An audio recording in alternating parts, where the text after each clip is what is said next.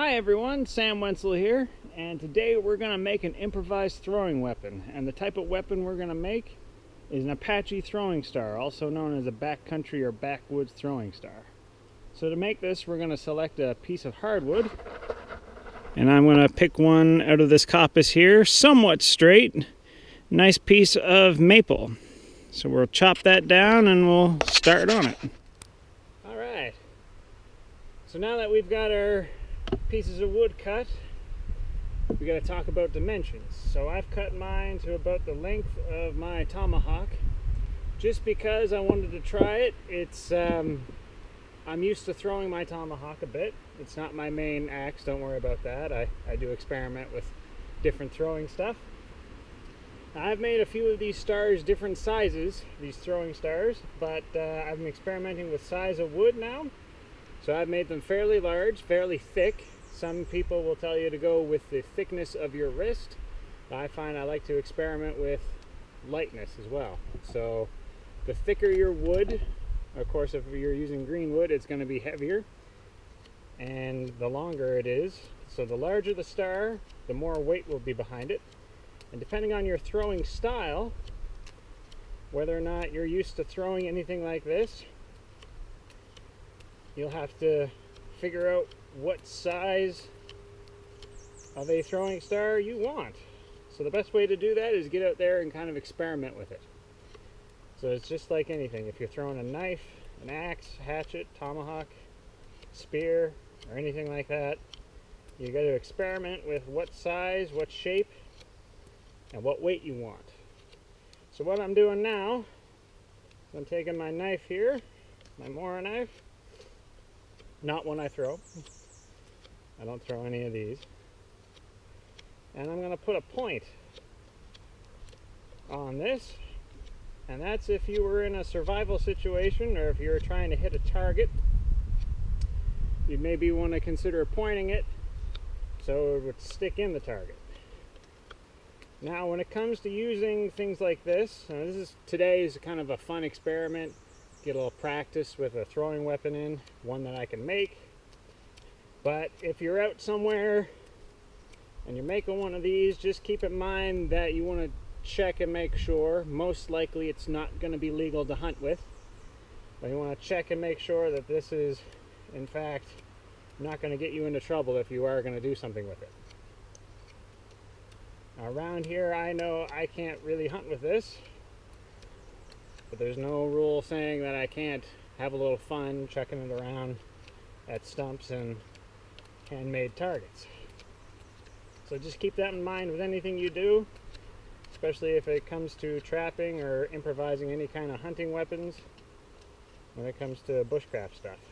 In a survival situation, if you were to make one of these, if you're to use cordage you have with you, materials or whatever, and you're going to make a throwing star, it would be quite useful for taking small game, however, or depending on your size and your skill, size of the star and the size of the game, something bigger. But it would depend on skill in terms of making it and skill of use. It'd be no point if you couldn't hit what you're aiming at and with enough force to dispatch it. So keep it in mind that today I'm just doing this for the fun of it. But if you're going to consider this for anything else, you want to practice with it before you're going to use it. So, what I'm going to do now is I'm just going to quickly point these up. And then, you see I've got a little fire here, remnants of breakfast fire. I'm going to fire harden my points. So if you don't know what that is, it's when you take a piece of wood, preferably green, and you're going to make it quite hard actually by heating it up and rubbing it on rocks. So you see I've got rocks around my fire pit,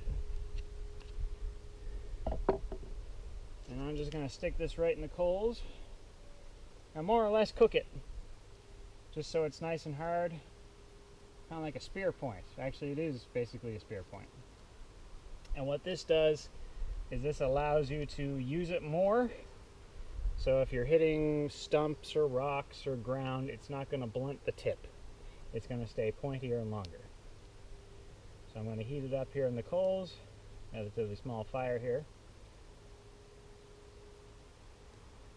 And what I do is each time I heat it up a little bit, I'm going to take a smooth rock or any kind of rock that's got a surface big enough for me to do this.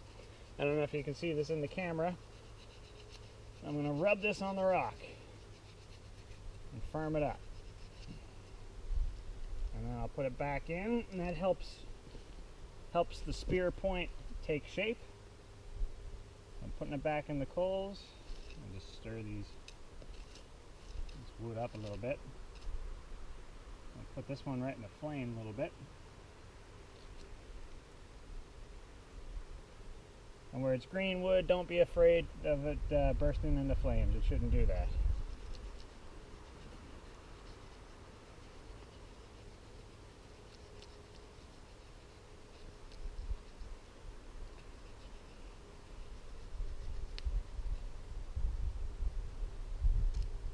So that's made it quite hard, quite pointy, and it would hold that shape for a long time.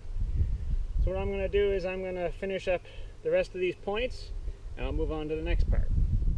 Alright, so I finished pointing the ends and fire hardening them, and I've peeled the bark off. And the only reason why I do this on occasion is if I want it to last a little bit longer, I will fire harden or fire the whole thing. But this also, without the bark on, I can get a smoother release if I have the wood smooth, and it also can show up a little bit better if I'm going for distance or anything like that. In this case today, I'm also going for accuracy, not just distance. So what I've done now is I've carved with my knife a little bit of a bevel, and that allows me to match it up so it's a little bit more snug. So the end result is that the star's complete. Now, I'm going to take my paracord and I'm just going to tie that up.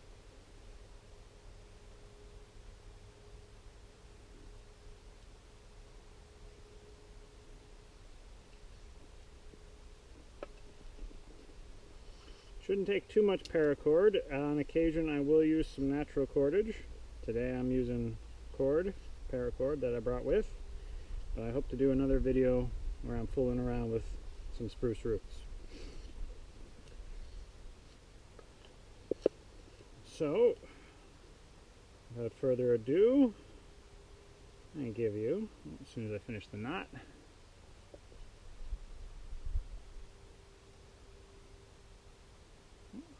fingers don't want to work today, the Apache Throwing Star. Now, if you don't get it perfectly centered, what I recommend is that you leave a little length on one end, so you put your part of your star up part way further up, so it's not perfect.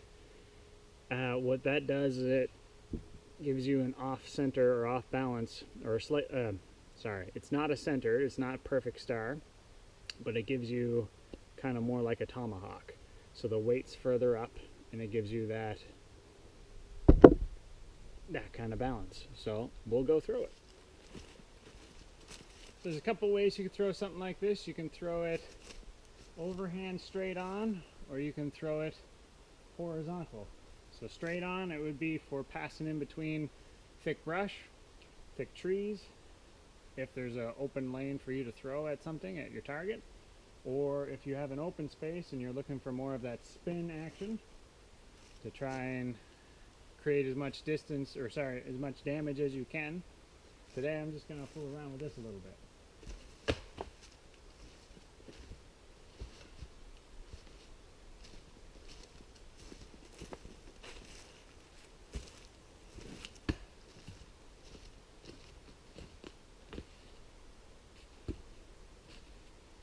Stuck in the ground to about there.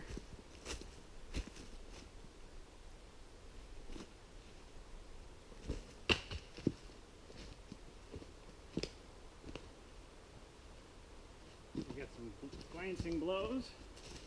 Every once in a while, even though you fire hardened it, you may find if you've hit rocks You may have a bit of damage to the tip, but if you get a heavy one, it'll still cause quite a bit of damage. So I hope you enjoyed my video on making and throwing the Apache Throwing Star, also known as the Backwoods Throwing Star. If you found this video helpful, please click like and subscribe, and feel free to comment down below. Until next time, thanks for watching. Bye.